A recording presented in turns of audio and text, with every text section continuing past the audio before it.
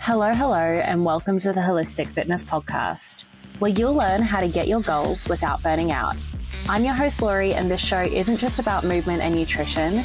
You probably already know that exercise and nutrition is important for your mental and physical health and well-being. It's also about stress management, mindset, shedding those limiting beliefs, and working through some of that childhood trauma. Today, I'm joined by Shannon Rollins. Shannon Rollins is a skilled certified clinical hypnotherapist based out of Orlando, Florida. She is known as a social anxiety specialist, where she helps business professionals and entrepreneurs overcome their social anxiety and step into being confidently unique in their own skin. I'm really excited to chat about this with you today, Shannon, because both of us do come from both corporate and fitness worlds or wellness worlds. So I feel like we're going to have a really great conversation. So how are you today? I am doing amazing here in Orlando. Thank you so much for having me. And how are you doing? I'm good. Yeah, I'm really good. It's great in the Southeast. We're recording on Labor Day. So but this doesn't feel like work to me. This doesn't feel like everyone's barbecuing right now. Yes. I live in an apartment building and I can see people in the pool behind me, but I had my pool day yesterday. So I feel like I might get too tanned not too tanned, I might get burnt if I go out again. But like you just said, us recording this is something that we both love to do. And so I would have no place I'd rather be right now than having this amazing conversation with you. So thanks so much for having me today. Yes, I love that. I get asked, why do you do the podcast? How much are you earning? And I'm like, I don't care how much I'm earning with the podcast and how much time I'm investing. I just love chatting to people who are smarter than me in their own right, usually. So I'm really excited to dive in with you, Shannon. And I'm going to start this podcast the way I start every podcast. You are in a very specific field. You're helping people with anxiety. You're helping entrepreneurs. Usually there's a backstory. Can you give me the context that I would need to know about your life to know why you help people in the way that you do today? Sure. Yeah. So I actually come from a corporate wellness background. When I first went into corporate, it was go, go, go, go, go, earn the money, try to climb the ladder, do all the things that you are, quote, supposed to be doing to earn a living. And as I went into corporate wellness for a while, what I was noticing as I was putting together fitness programs, and then I was leading fitness programs for companies, what I was noticing was people coming to me saying, why can't I stay on this exercise regimen? Why can't I do this? And then they would actually start talking to me about their problems. And I know any personal trainer out there will say, I'm actually a therapist. Yes. Because you hear everything, that and hairdressers as well. And so as I was getting further on in my career, I was starting to notice what is actually going on here. This is more about mental. This is more about psychology. This is not just about the physical body. And when are we going to start treating our body and our mind like the same thing? That they are both succinct, they are both the same thing. And so I was really discovering myself in my career. And then it hit a point where I was starting to have a lot of struggles of my own. I had a loss in the family. In that process, I was already doing coaching and everything. I actually randomly went to a hypnotherapist because I don't know, it was just something random that I Googled. It fell in my lap. And I went to who's now my mentor, and she changed my life. And I was like, wow, we are actually getting to the root cause of things. And I'm not just talking about it. I'm actually solving it on an unconscious level. And from there, I went back to school, and kind of the rest is history. I use a lot of my skill sets from then into now, but it's just really fulfilling what I do. I love it. That's awesome. I love that you, similar to me, but I'm not a hypnotherapist, is seeing that body-mind kind of connection. And hey, you're not getting your goals because you're lazy. You're not getting your goals because there's some sort of mental blocker here. Yes. Yeah. And the lazy is such a big word for people. And also when it comes to the word lazy, it's the idea that, well, if I feel like I'm lazy, now I need to prove myself. And that's when we start overworking and lead into that burnout phase as well. Yeah, absolutely. And I feel like from where you started your journey, in my perspective on your journey is that you started it from quite an elevated place anyway. Fitness isn't easy for people. So I'm curious as to why you went into corporate fitness in the first place. Why was that your initial passion? Yeah. So initially, I remember I was 12 years old and my grandmother had a heart attack. And I remember we were in the hospital and my brother and I are sitting on the chair over in the corner and we're just listening. And the doctor comes in and he's telling her, these are the exercises that you need to do, that you have to cough a certain amount of times per day to make sure that there's not buildup in the lungs and the heart, that type of thing. And he's just giving her all these protocols and what she's supposed to be doing. And I remember in that moment, I was like, Doctor, sir, I have a question. Everyone's like, what does this little girl have to say? And I said, what happens if the plaque builds up again? Like, what happens if there's another blockage? And he looked at me and he tilted his head and he said, we just do another surgery. And I said, but that doesn't make any sense. And he's like, but that's just what we do. And I remember from that point forward, I'm always a why person. Why do we do things I always push back. Why do we do things this way? Yes. Why are we doing things that way? And what is the point in waiting for a problem to happen to solve it? Why can't we just prevent it from happening and solve it? And from there, that's when I started, okay, fitness, nutrition, and really getting into the body side of things. Then later came the psychology side of things. That is so cool. I love that even from such a young age, you were asking why, like, why are we just reacting to a problem? Why can't we prevent the problem from happening in the first place? Exactly. Yep. Yes. Yeah. Shannon, you've used this quote, what we're supposed to be doing 2 or 3 times. So can you dive into this kind of expectation of what we're supposed to be doing? Oh man, we could be here all day for this one. What we're supposed to be doing. And here's the thing too, with social media, with everything online, it's telling us what we need to do, what we need to do for this, what we need to do for that. And it's really taking away, to me, our intuitive rights. And when I say intuitive rights, I mean, what does your body feel like it needs right now? And even before we hopped on to this podcast, we were talking about how burnout is such a thing with fitness. Mm-hmm. And when we're younger, we think I have to be in the gym this amount of hours per day. I need to be exercising this amount of time to lose weight. I need to be meditating an hour a day to do this. And what I've noticed with people, especially my clients who come in, is they come in with their head hanging down and they say to me, I just can't get my meditation right.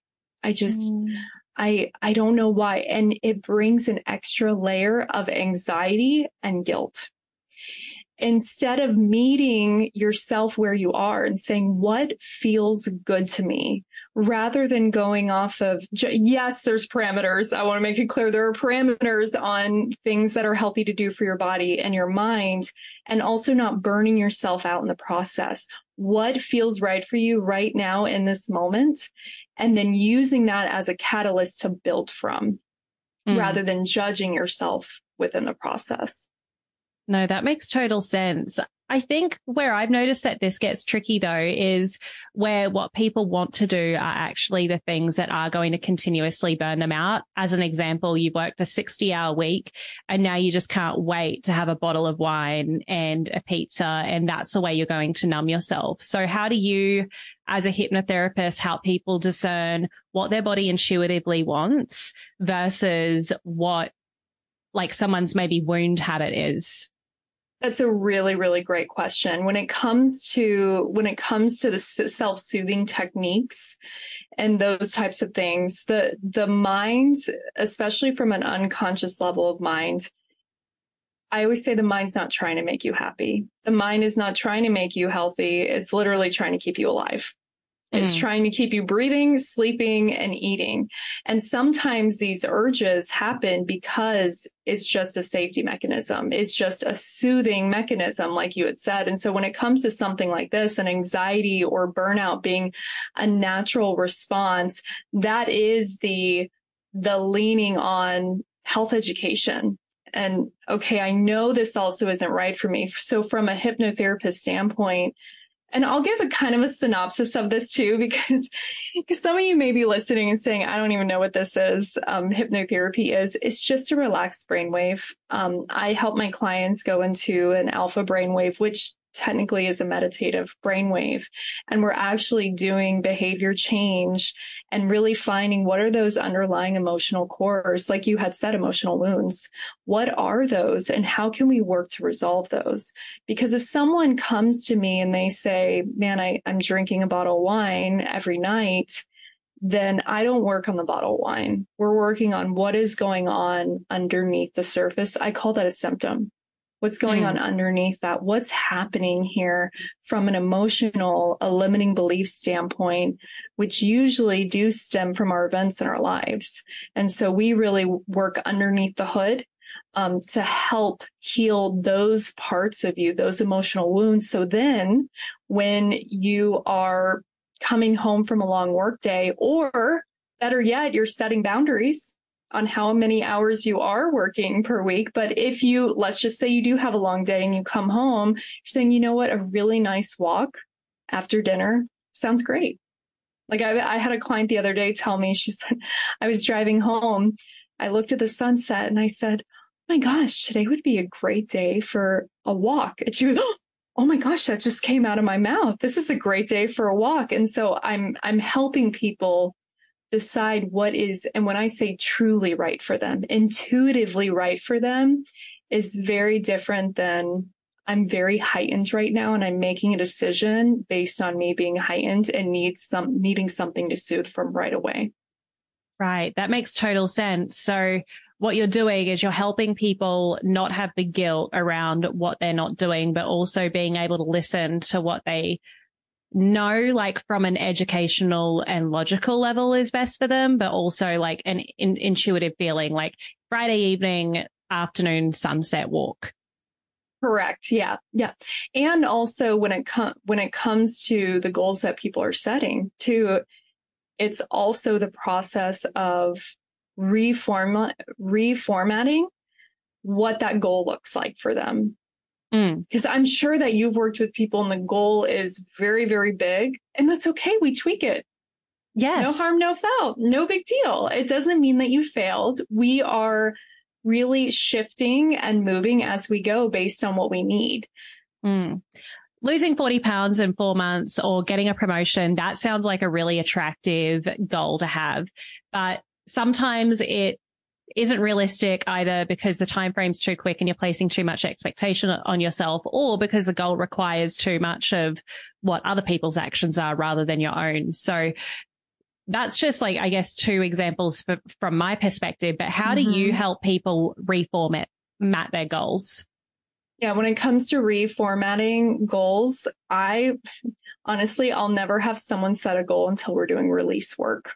Okay. So ideally, what we will do is focus on what area of life would you like to focus on. And like I said, I work primarily with anxiety, but it is anxiety in certain areas of life. There's some people who have generalized across the board in every area. There's some who have health anxiety, where they're working specifically with, hey, I was just diagnosed with this particular type of thing. How can I get myself healthier and work through this? Or there's relationship, dating anxiety, whatever comes up, or just across the board social anxiety, even having a conversation on a podcast, someone having anxiety over that. And so when it comes to setting a goal, what we would first start by doing is focusing on what is I'm sorry, don't shoot the messenger. I'm just going to call it baggage. What baggage are we carrying that we've been carrying a very long time? I mean, I've had clients come to me and weight loss wasn't even their primary goal, and we were able to release some trauma or some baggage that they've had, and then they've lost a ton of weight. And so it's that question of what were you holding on to in that moment? Everyone's bodies are completely different. That's not everyone's story, but I have seen that happen sometimes. And so we first start that process in what is holding you back from having this? And we do the release work around that. What are those beliefs? Sometimes the belief itself and the past failures of, let's just use your weight loss example.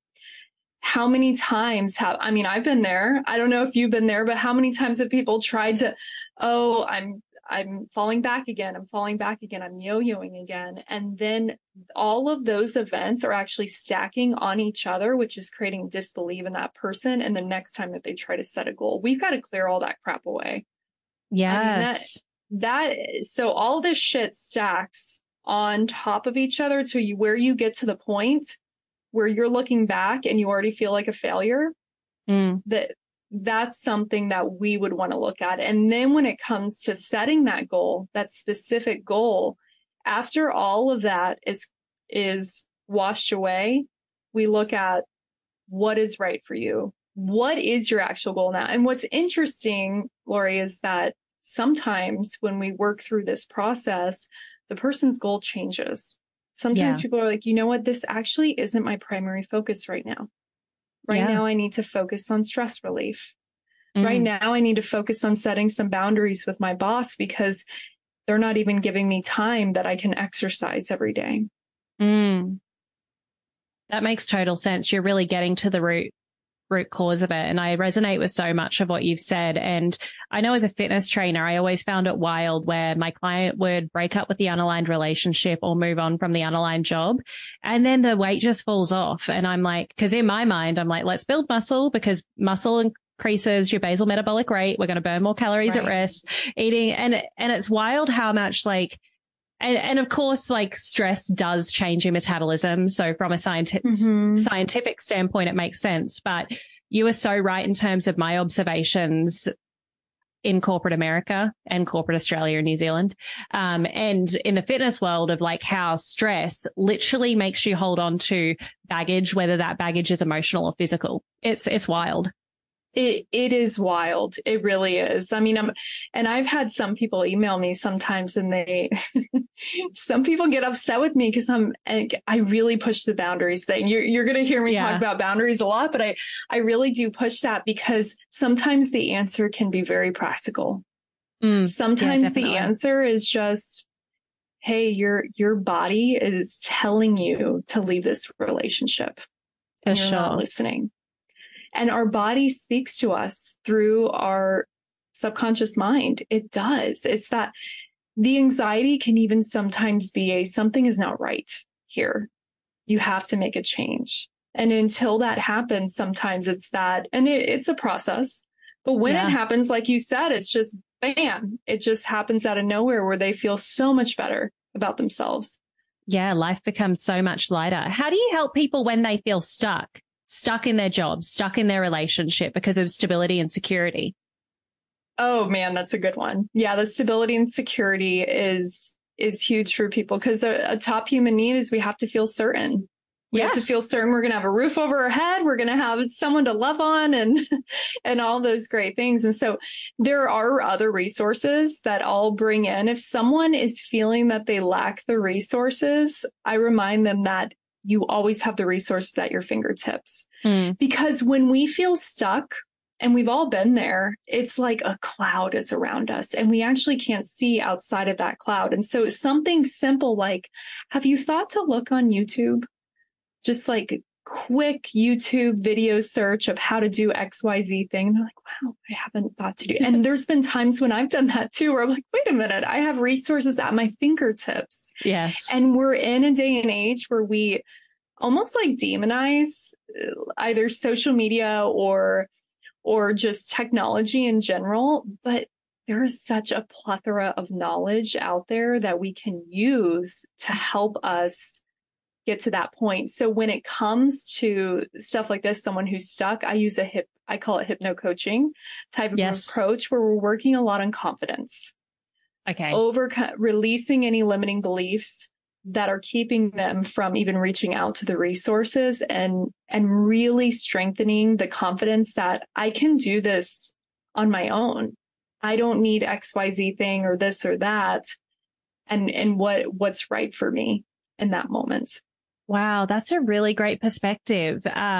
What's getting in the way of helping people even reach out to resources? Because in my mind, you can Google anything. Like in my mind, the way I started a podcast was by Googling. The way I first negotiated a salary was Googling. The way I first got into fitness was Googling. And, I grew up in a low income household, so I don't come from a place of privilege, but I got myself out by Googling. And I never thought that, and I have my own limiting beliefs, obviously, but I never thought that just even the act of Googling is an act of self-confidence. Are you tired of constantly feeling burnt out while trying to achieve your goals? Do you find yourself struggling to maintain motivation and productivity over long periods of time? I'd like to introduce you to the Goal Getting Journal, the ultimate solution for those of you who want to surpass their goals without burning out. Our journal is designed to help you set achievable goals, track your progress, and maintain a healthy work-life balance. With our journal, you'll discover practical strategies for managing stress, staying motivated, and avoiding burnout, including time blocking, habit stacking, and so much more. You'll also learn how to prioritize your tasks and maximize your productivity so you can get more done in less time. The Goal Getting Journal is perfect for anyone who wants to achieve their goals without sacrificing their mental health and well-being. Whether you're an entrepreneur, a student, or just someone who wants to make any positive change in your life, the Goal Getting Journal can help you stay on track and avoid burnout. And for Holistic Fitness podcast listeners, you can get 20% off your first journal using the code HFPodcast. Go to goalgettingjournal.com and type HF Podcast at checkout to get your discount. So what are you waiting for? Order the Goal Getting Journal today and start getting your goals without burning out. Yes. Yes. And if it's not happening, I always ask what's preventing you from doing this. And sometimes there's a couple different ways that it can happen, but sometimes it's just that people are gaining perspective or knowledge, or they're getting something from their problem. Yeah. What are you gaining from having this problem? And I've been stuck in my story in the past. I loved, I call it a victim, that we all experience the victim thing every now and then. Like, let me cry in the corner for a second. I'll be okay. I'll stand up. But as long as we don't stay there, you're processing emotion, but you're not staying there, because if something's preventing you from doing something, then there's a limiting belief, or you're gaining something from having this issue. Yes. And so then we work to remove that. So go ahead. No, I love what you're saying, that some people are so attached to being a victim or so attached to having a problem because that's the way there's so many different reasons. But the thing that's coming to my mind is, like, you receive attention that way and you receive love. And if I've got it all together, am I going to receive the same love? And, maybe you won't. and that's scary. It's that fear of the unknown of, if I lose all the weight, or if I get this promotion, how are people going to treat me differently? And people are scared of success sometimes. Yes. Oh my gosh, they are. And I love that you use the example of a promotion, because that can be used across the board. Oh my gosh, if I become wealthy, am I going to be a snob? Or I'm going to be an asshole now. I'm going to be an asshole. Oh, yeah. Am I going to be one of those? Or if I lose all this weight, oh my gosh, people are going to think that I'm just not going to fit in anymore with people. I'm not going to look the same. What's my face going to look like? And these are actual conversations that we all have in our head, but they're so unconscious that we don't realize it's happening. It's just little fleeting things here and there that are not really in our conscious awareness. It's a program running in the background that's keeping us from making the change altogether. Yeah, that makes so much sense, that sometimes anxiety is fueled by the fear of success. I'm curious, because you work with anxiety a lot. Mm-hmm. What are the top 3 to 5 reasons why people get into this anxious state? Oh, that's a good question. Well, I'll start by kind of doing a brief overview of anxiety, because what we often see anxiety as is it's one thing, and it's actually 2 separate mechanisms to anxiety. The first mechanism is the worry in the mind. I just call it worry in the mind. It makes it easier when we break it down. And then the second mechanism is the alarm in the body. Now, the evil twin of this entire equation is the alarm in the body. I mean, worry in the mind is definitely an issue, but then when you start having all of those physical manifestations, the tightness in the chest, the sympathetic nervous system, fight or flight, freeze, appease, fawn, all the things that we're doing, that's creating this state of stuckness too, the analysis paralysis that happens. Yeah. And so a lot of times people are experiencing this anxiety because they have a fear. One of them is a root fear of, like you said, fear of success, fear of failure, fear of being alone. Like, what does this mean about me if this happens? So one of them is a fear, the what ifs, just questioning everything. What if that? Oh, what if this? What if that? What if this happens? And they're all stories. They're all stories that we're telling ourselves. All anxiety is anticipatory.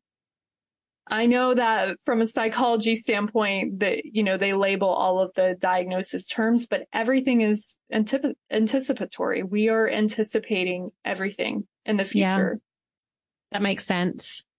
And so when we scale it back and say what's happening in this moment right now, and your mind is being an overachiever because it's over anticipating things, then we're able to see it in a different light. I don't know. Did that help? I kind of trailed. I trail sometimes. No, that makes total sense. Mm-hmm. Now, the other reasons from a body standpoint is trauma.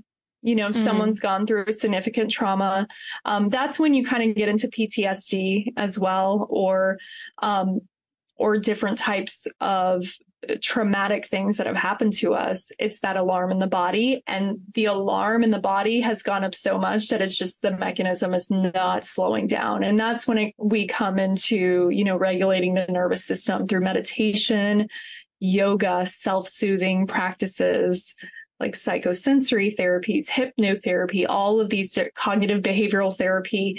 That's when we're starting to slow the body, somatics, starting to slow the body down. So the mechanism of that combined with, okay, now how can we pattern interrupt your thoughts and stop the what ifs from happening? Stop the, what does this mean about me from happening?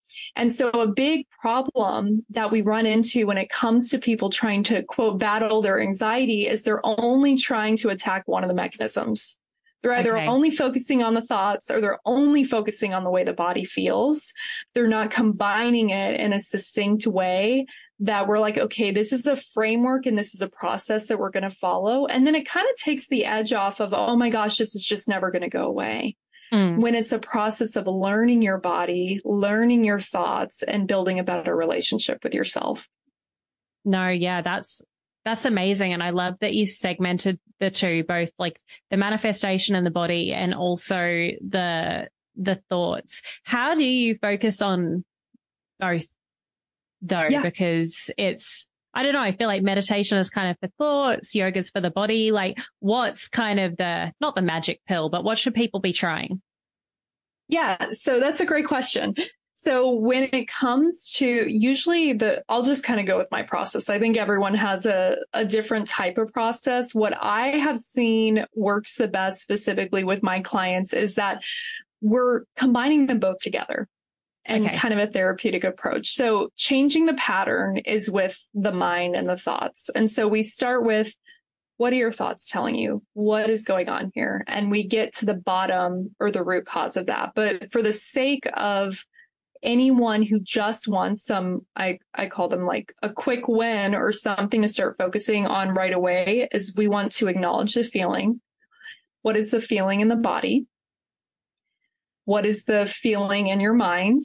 And then being able to pattern interrupt. When I say pattern interrupt, I mean, what is that moment where your negative thinking starts to trail?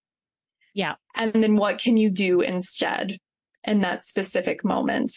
And so there are a lot of different types of techniques. Like for the body, for example, tapping, EFT tapping, that combines both. Because you're focusing on the thoughts and you're focusing on certain energy centers in the body. Yoga is combining for the mind and the body.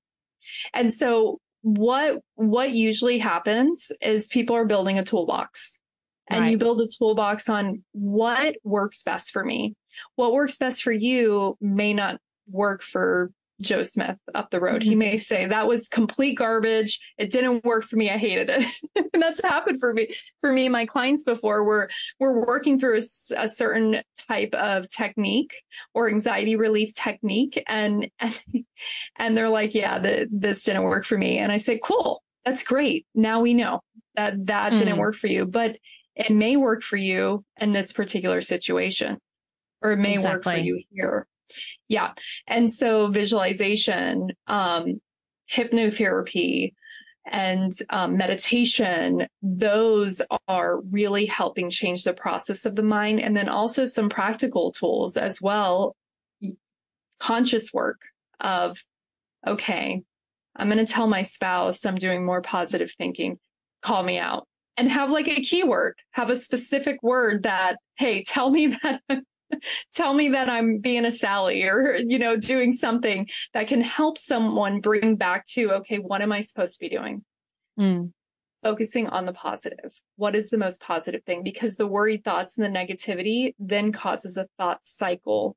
The negative thought creates the alarm in the body, and the alarm in the body creates the feeling, and then it goes back. And so the loop can be interrupted anywhere in that cycle. It's just a matter of, in that moment, what is the best process? I know that's a loaded answer.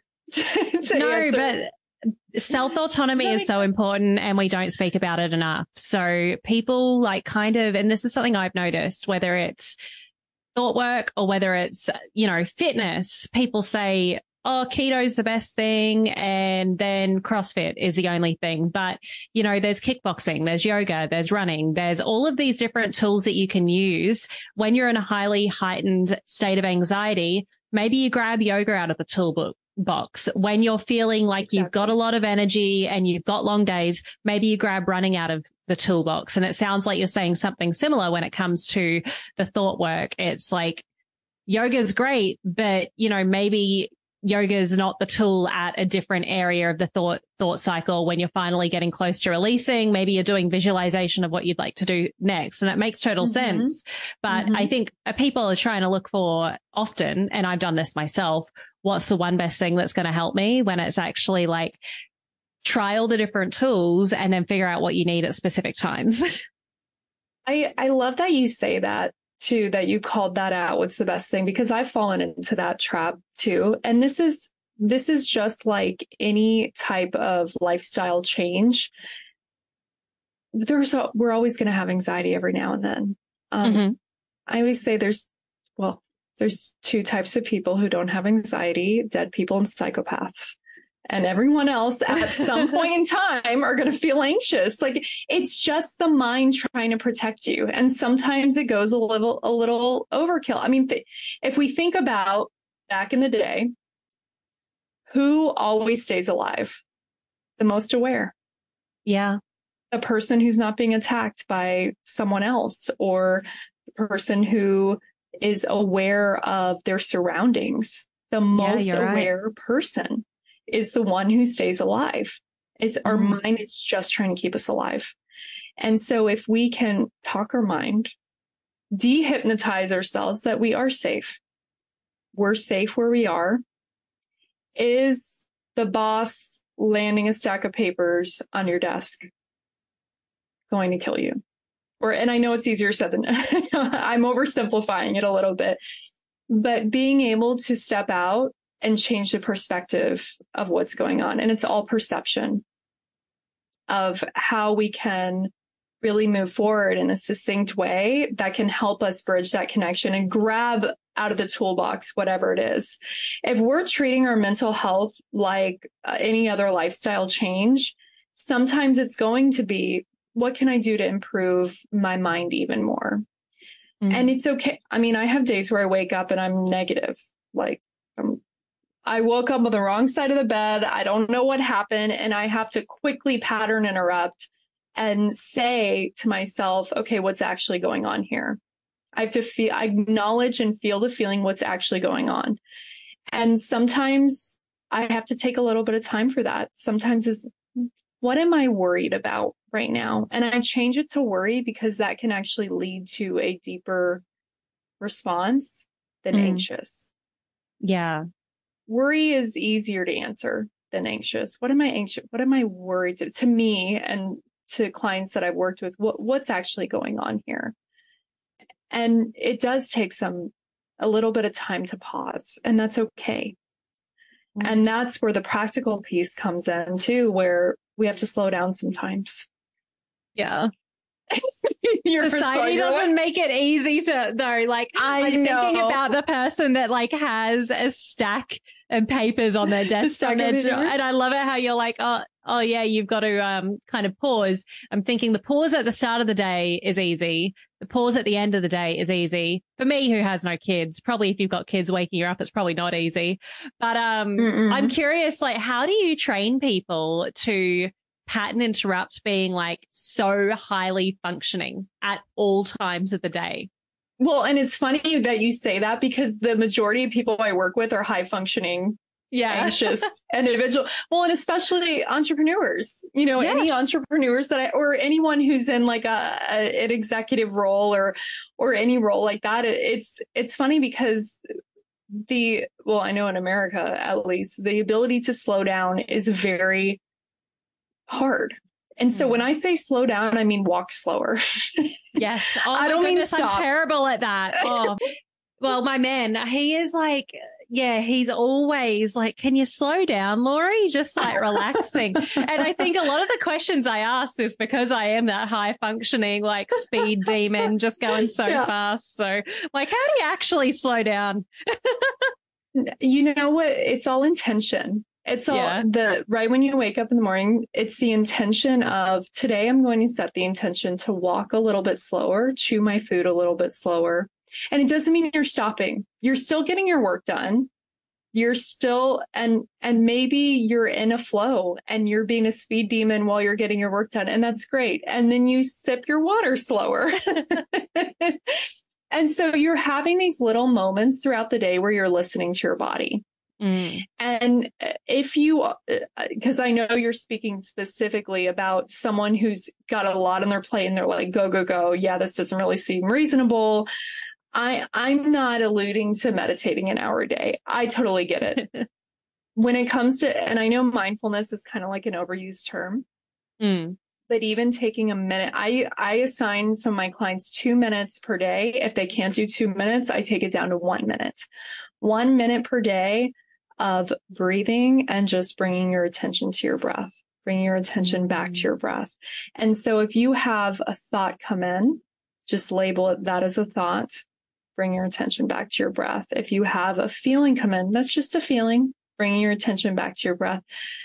I promise you that practice over time, even setting a timer for 1 minute per day, you can do it while you're on the toilet. I mean, anywhere that you feel works for you, where you're not going to be interrupted, that actually creates a space in your mind. You are teaching the unconscious to bring your attention to the present moment. And that is the key to releasing the anxiety in the mind, is bringing your attention back. So that's it. When I say pattern interrupt, I mean just taking that moment and if a lot of thoughts come in, that's okay. Hey, Holistic Fitness fam, a quick message from one of our sponsors, NED. As you all know, I recommend good nutrition, movement, and stress management practices before supplementing, so you know what type of supplementation that your body actually needs. For me, I supplement with very few products, but NED is one of them. I'm a type A, high-energy, ambitious business girly with massive goals, and sometimes I honestly just need to chill out and relax a bit. I've found that both NED's de-stress and sleep blends fit in with my busy lifestyle and ambitious goals, but I was honestly not a big fan of CBD products before trying NED, mostly because of the culture surrounding weed. I just didn't want something that was going to alter my state of mind so that I became much less of a goal-getter or less ambitious. That was until I learned about full spectrum hemp and their benefits. NED blends are chock full of premium CBD and a full spectrum hemp of active cannabinoids. NED's full spectrum hemp oil nourishes the body's endocannabinoid system to offer functional support for stress, sleep, inflammation, and balance. These products are science-backed, nature-based solutions that offer an alternative to prescription and over-the-counter drugs. All of NED's full-spectrum hemp oil is extracted from USDA certified organic hemp plants grown by an independent farmer named Jonathan in Colorado. I'm obviously a big fan, but don't take just my word for it. NED CBD products have over 2,000 five-star reviews, and they work with incredible partners in the medical field like Dr. Caroline Leaf, Dr. Christian Gonzalez, and Dr. Will Cole. NED is providing Holistic Fitness podcast listeners a very special discount. If you'd like to give NED a try, listeners get 15% off NED products with the code Lori Lee. Lorillee. Thanks, Ned, for sponsoring the show and offering a natural remedy to bring balance to so many people's well-being. I love the way that you said that that's the practice, because it is a practice at the end of the day. I think with the mental stuff, we know that if we go into a gym, we're not going to be able to bench 2 plates straight away. Right. Yet we do a minute meditation and are upset that we are still thinking the whole time. And it's like, you can't bench 100 kilograms straight away. Why are you going to be able to have, and I've done the 10-day Vipassana when I was in India as well. And it was like so hard to keep the mind, like you've got 10 days of silence and it's still hard. So it's one of those things that we do really need to give ourselves that grace and patience. And as you mentioned, just label it and let it move on. Oh, that's a thought. That's a feeling. And just allowing ourselves to learn, which is really, and I think that's a reason a lot of people don't like meditation, is because they feel they're not good at it. But what's really being good at meditation? It's like you can't get an A+ for it.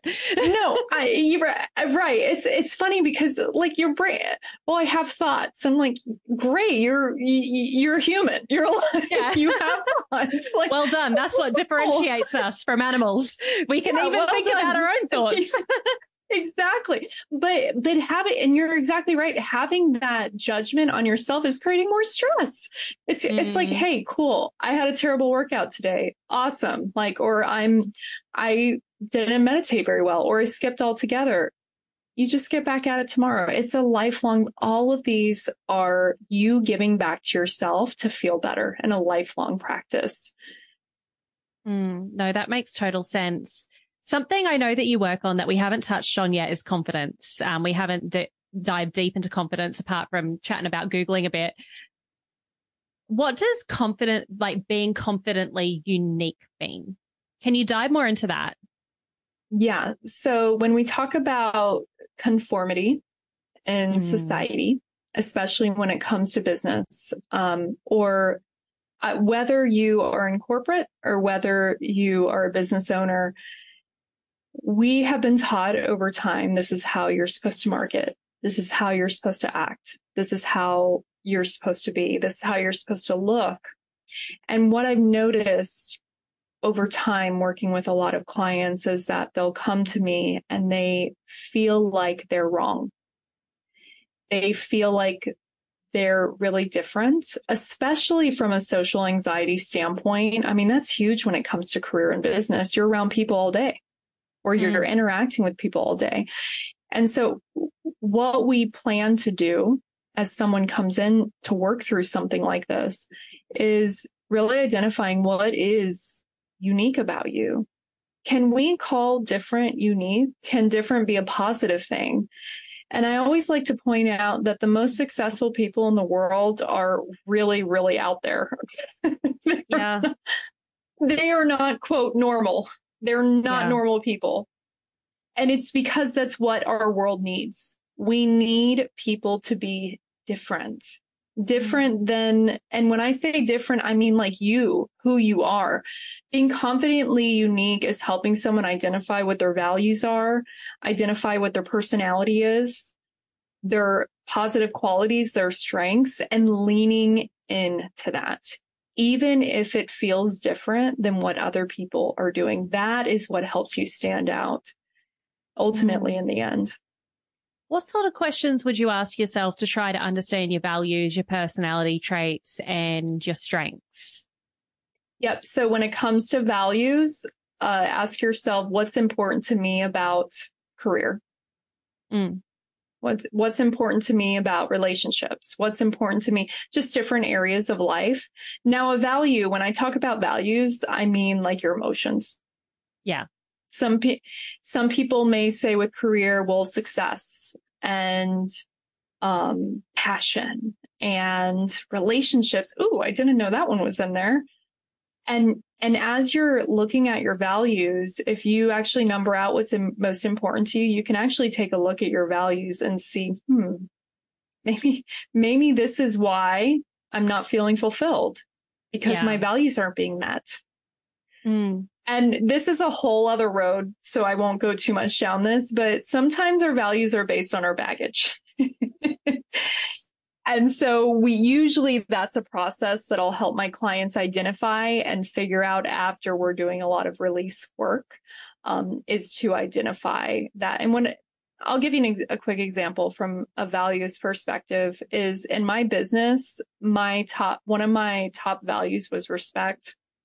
Tell me that's not baggage. Yeah. It's not even on there anymore. I moved it down the list and now it's kindness. It sounds like respect is one of those things that is more from a place of conformity rather than from a place of like really being in your heart. Yep. You hit it. That makes total sense. Right. Yeah.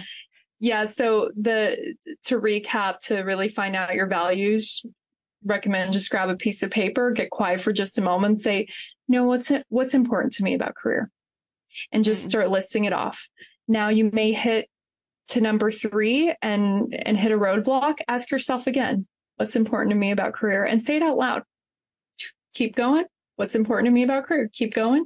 And it's okay to have 5. It's okay to have 10. Generally, people have at least 5 on what's important. Some people may have love as number 1 in career, and some people may not have love in there at all, depending on the type of career they're in. And to identify strengths, what I would recommend is if you don't know what your strengths are, go ask someone. Yes. Go to your friend or your coworker and just say, hey, I've got a really weird question, but whatever, who cares? What am I good at? Yeah. What am I good at? Yeah. What are my strengths? I actually did this activity with a group one time for a workshop for a leadership group, and I had them all wear like cutout notepads on their backs, and people would write their strengths on their backs. And you know, the crazy thing, people would look at it at the very end and be like, oh my gosh, I didn't know that people thought this about me. Isn't that nice? That's really, really nice. So it's wild though that you don't, the exercise that helped me the most with discovering my purpose and what I'm really good at or what I enjoy was exactly that. But also like asking my mum and dad, what did I enjoy doing when I was a child? And what was I always doing? And it was always performing, playing teacher, making my brother be in a play with me and like making up stuff. And it's like, oh, you know what? This influencer thing is all right for me because it's been what I've been doing before I was told to influence. So, but it took, because I guess this is a personal story. I always had a bit of shame about putting myself out there. And I only started a podcast this year, even though chatting to people is my favorite thing to do. And I think I had shame. It's like, oh, other people are doing it. There's a negative connotation about it. The market's saturated. And it took a lot of purpose and value work to make me realize, Lori, you've always been performing. You've always been on stage. You love being on stage. You love public speaking. So just own it. Just because other people have this negative connotation of influencers doesn't mean that's your reality. I love that. And I thank you for bringing up the childhood thing, because if I work one-on-one with individuals and they come to me and say, hey, I need help finding my purpose, I'm looking for a career path change, the very first thing I do is called a childhood regression, where we go back to who were you? So this leads into your other question about being confidently unique. Who are you when you come into the world before the world happens to you? What are these natural things that, because, I mean, have you ever seen a toddler not confident? I mean, they're missing teeth, for crying out loud. Yes. They're so confident. They're like, I look good. They're dancing off beat. They don't care. And then there comes a time, which again, we have to conform because we can't act like wild animals in school, right? Like we have to stand in a straight line. So there are certain things we have to do, but the child mind will take that and say, this is what this means about me. Mm. The teacher could just say, get in line, and a child could say, I'm a bad kid. And that part of your psyche carries with you until you're an adult. And then every event that is on that theme will stack upon that, further diminishing your confidence. Mm. And it's crazy. I mean, it's the mind, but we try to solve problems with the child mind. Yeah. Yeah. We need to be kind to that child and kind to ourselves as adults. It's that childhood work is, I mean, we're coming to a close now. We're almost up on the hour, but I'm sure we could chat for another hour about childhood probably. work. Yeah, probably. That's actually, so, I mean, I know we're closing out when it comes to confidence. So that was a big question for you. The inner child work is the biggest piece that I do when it comes to building confidence with a person, because the adult part of the psyche, the adult reasoning mind, there are parts of us that like, no, I'm good at this, or, I'm pretty good at this, or I look good in this dress. And so there are certain aspects that we kind of own. And there's still that little tiny voice that comes up in all of us. That is that little girl or that little boy. And so I always love to work with that part of us to help lift up, because that child needs some love. They've gone through a really long life. A lot of different experiences, a lot of setbacks, a lot of failures, trauma, those types of things. And being able to have the ability to connect with that part of you is gold right there.